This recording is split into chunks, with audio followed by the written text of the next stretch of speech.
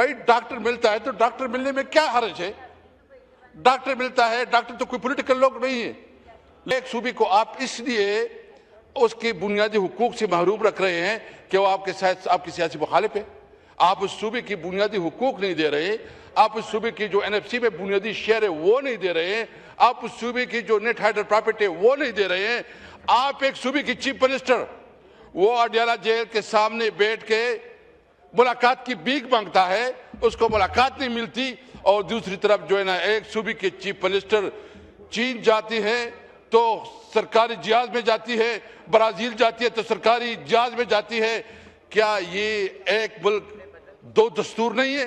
एक मुल्क का, एक सूबे का चीफ मिनिस्टर मुलाकात के लिए, कानूनी मुलाकात के लिए उसको मुलाकात नहीं मिलती और दूसरी चीफ मिनिस्टर जहाजों में घूम फिर के सरकारी मजे ले रही है, उसको फंड मिल रहे हैं और फिर कहते हैं कि पंजाब बहुत तरक्की कर गया। बैरक पे आए ना, हम सब पाकिस्तानी हैं, हमें दुख होता है, तकलीफ होता है जब इस मुल्क का एक बच्चा, एक शहरी, एक पुलिस जवान, एक फोर्सेस का कोई जवान शहीद होता है तो हमें तकलीफ होती है। लेकिन इसका देखना पड़ेगा कि बुनियादी रीजन क्या है। जनाब स्पीकर, आपकी तवज्जो चाहिए।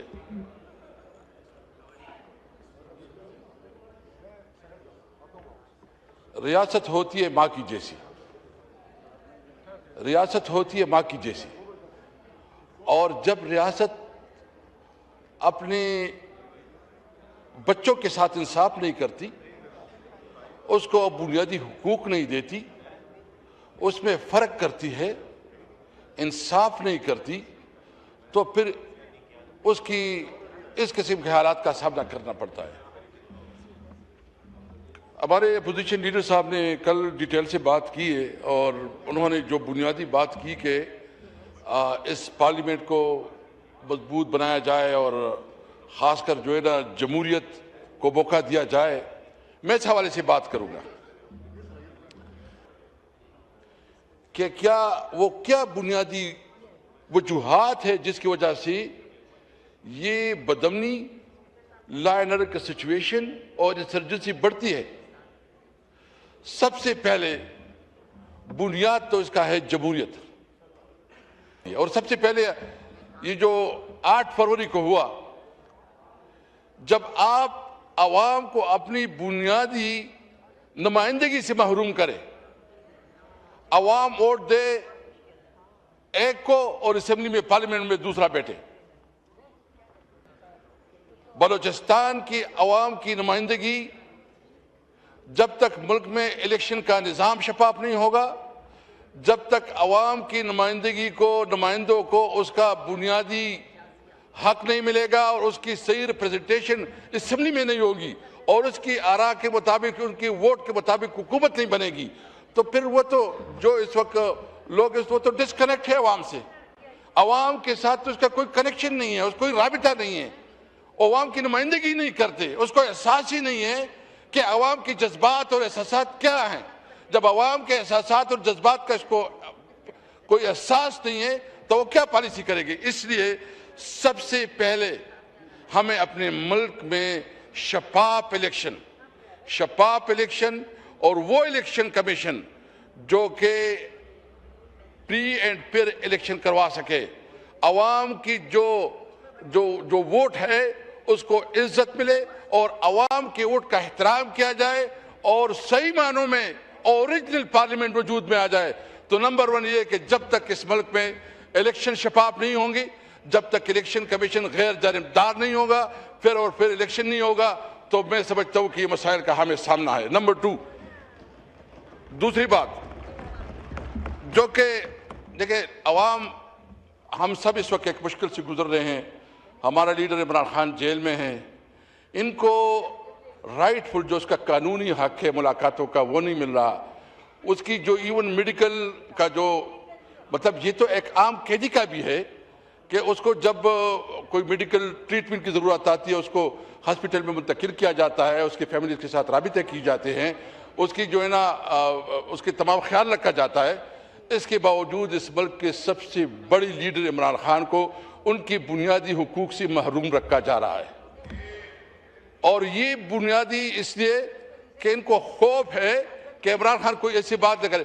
भाई डॉक्टर मिलता है तो डॉक्टर मिलने में क्या हर्ज है? डॉक्टर मिलता है, डॉक्टर तो कोई पॉलिटिकल लोग नहीं है, लेकिन उसकी जो मुलाकातें नहीं हो रही है, इवन जो इसकी गिरफ्तारी और जेल में, वो भी अनलॉफुल है, वो मेरिट के मुताबिक नहीं है। जब होगा देखो तवक्को फिर होती है अदालतों से।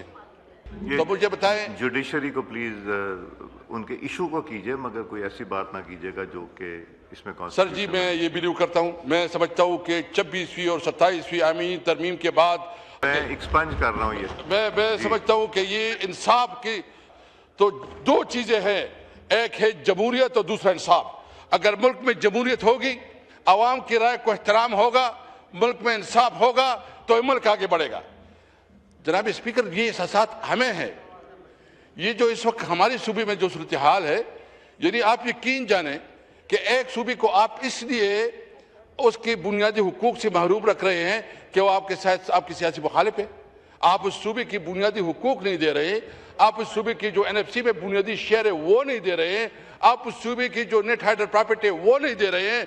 आप एक सूबे की चीफ मिनिस्टर वो अडयाला जेल के सामने बैठ के मुलाकात की भीख मांगता है, उसको मुलाकात नहीं मिलती। और दूसरी तरफ जो है ना, एक सूबे के चीफ मिनिस्टर चीन जाती है तो सरकारी जहाज में जाती है, ब्राजील जाती है तो सरकारी जहाज में जाती है।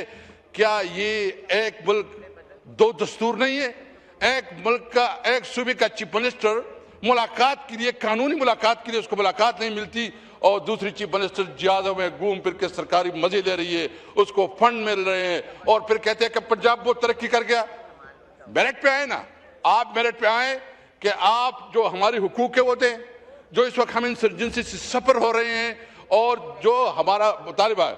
जनाब स्पीकर, अगर इस वक्त ईरान और अमेरिका इस्तांबुल में बैठ सकते हैं और बात कर सकते हैं, अगर इंडिया और पाकिस्तान भी हार्टलैंड पे वो कर सकते हैं, तो अफगानिस्तान के साथ आपकी जितनी भी सीरियस कंसर्न है, जितनी भी इश्यूज है, हम समझते हैं, मैं ये नहीं कहता, मैं समझता हूं कि अफगानिस्तान के साथ हमारे जो कंसर्न है वो भी सही है, वो भी एड्रेस होनी चाहिए।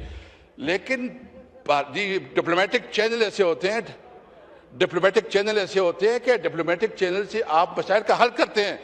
हमारा सारा कारोबार, हमारा सारा बिजनेस, हमारा सारा रोजगार अफगानिस्तान के साथ जुड़ा हुआ है। आप हमारी बात को क्यों सुनवाई नहीं देते? मैं समझता हूं कि हम नेशनल एक्शन प्लान पे मुकम्मल तौर पर अमल दरामद चाहते हैं। हम समझते हैं कि दहशतगर्दी किसी सूरत पे खात्मा होना चाहिए, दहशतगर्दी का हम हर हाल में खात्मा चाहते हैं।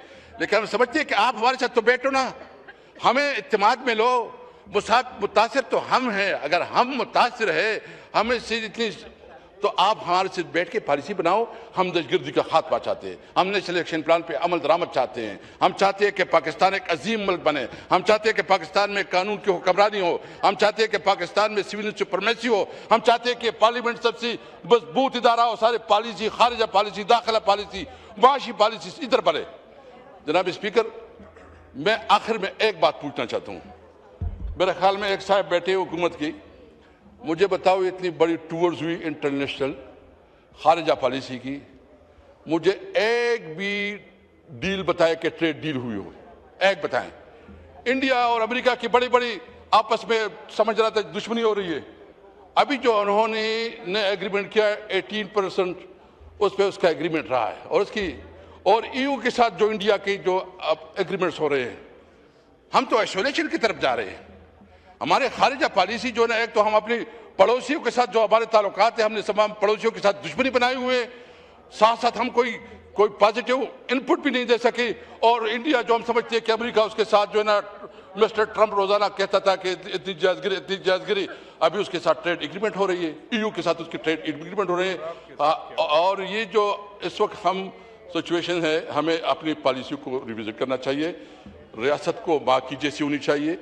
रियासत की जिम्मेदारी है कि वो उसका जो जुरिस्डिक्शन है उसमें रहे, आवाम को इंसाफ दे और जमहूरियत को पलता फूलता करे।